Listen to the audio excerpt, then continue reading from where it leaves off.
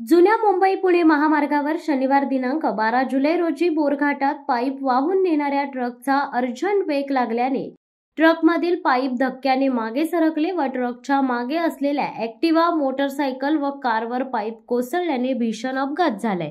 या अपघातात दुर्दैवाने ॲक्टिवा, मोटरसायकलवर मागे बसलेल्या महिलेचा आणि कारमध्ये ड्रायव्हर शेजारी बसलेल्या महिलेच्या अंगावर पाईप कोसळल्याने त्यांचा जागीच मृत्यू झालाय। तर ॲक्टिवा चालक, कार चालक आणि कारमधील मागे बसलेली महिला व एक लहान मुलगा असे 4 जण जखमी झाले असून खोपोली शहरातील हॉस्पिटलमध्ये उपचारासाठी पाठवण्यात आल्याची माहिती मिळत आहे। हे अपघात खोपोली पोलीस स्टेशनच्या हद्दीत घडले।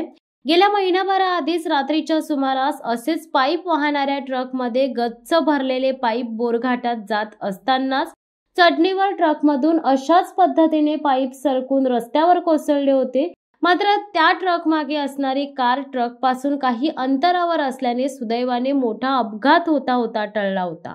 त्यावेळी जर पाईप कारवर कोसळले असते तर किती मोठी दुर्घटना घडली असती याचा विचार केल्यावर पायाखालून जमीन सरकते। बोरघाटात बेशिस्तपणे वाहतूक करून पाईप नेणाऱ्या ट्रकचे वारंवार अपघात होत असतात। तीव्र उतार असल्याने आणि पाईपची व्यवस्थित बांधणी न केल्याने पाईप घसरण्याचे प्रकार सर्रास घडत असतात, पण यांच्यावर नियंत्रण का लावले जात नाही? इतकेच नव्हे तर रात्रीच्या सुमारास कोळसा वाहतूक करणारे डंपर देखील ओव्हरलोड वाहतूक करताना दिसून येतात। यांना नियम लागू नाहीत का? यांच्यावर डोळेझाक का करण्यात येते? नियम फक्त दुचाकी, 3 चाकी, कारसाठीच आहेत का असा प्रश्न नागरिकांमधून होत आहे। या अपघाताची माहिती मिळताच महामार्ग वाहतूक पोलीस यंत्रणा Borghat, IRB patrolling, delta force, help foundation member, Mrityunjay देवदूत, घाटातील मेकॅनिक यांनी तात्काळ मदत कार्य केल्याने मोठी हानी टळली आहे। पुढील तपास खोपोली पोलीस करीत आहेत। शिवसत्ता टाइम्ससाठी खलील सुर्वे, खोपोली।